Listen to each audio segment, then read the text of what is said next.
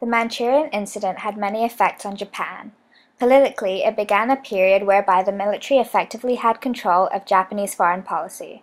This control continued for 15 years after the incident in 1931. Furthermore, the Manchurian incident highlighted the weakness of the government and the diffuseness of the decision-making process. Inukai Tsuyoshi, the new Prime Minister of Japan, refused to recognize the state of Manchukuo, showing the disconnect in the government. The years after the Manchurian incident are also considered to be the beginning of Japan's drive of domination in Asia, ultimately leading to the Pacific War. Socially, the Manchurian incident promoted nationalism in Japan. Although nationalism can be seen as a cause of the crisis, the nationalistic sentiment was increased, with double the membership in ultranationalistic groups between 1932 and 1936.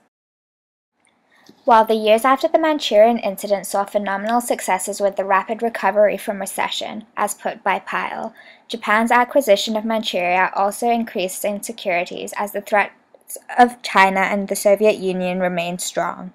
This caused many arguments within the military as to which posed a greater threat, and could be interpreted as a contributing factor to Japan's isolation. However, it can be seen that the invasion of Manchuria wasn't purely beneficial for Japan. The expense of an army was high, and Japanese citizens had to pay higher taxes. As a place for Japanese surplus population, Manchukuo was disappointing, as Chinese immigrants had already settled on the best land. On the international scene, Japan's actions had raised hostility and deep suspicion of its future territorial ambitions.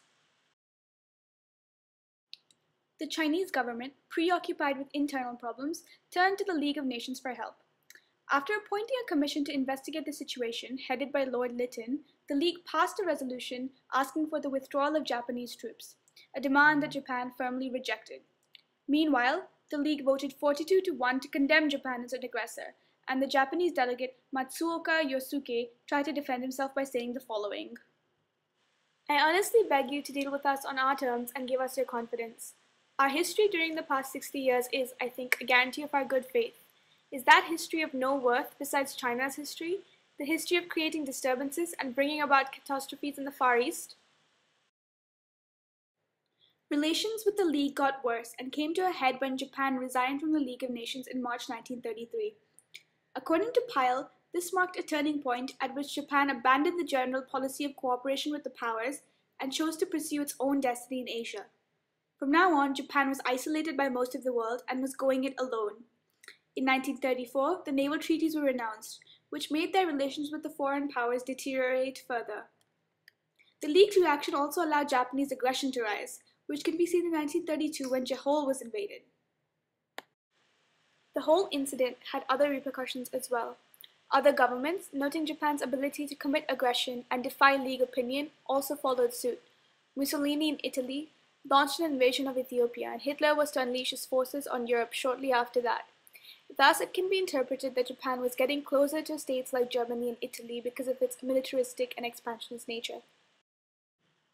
Relations with the United States also began to disintegrate. In January 1932, the American Secretary of State Henry Stimson sent Japan an official note of protest at its violation of the Nine-Power Treaty.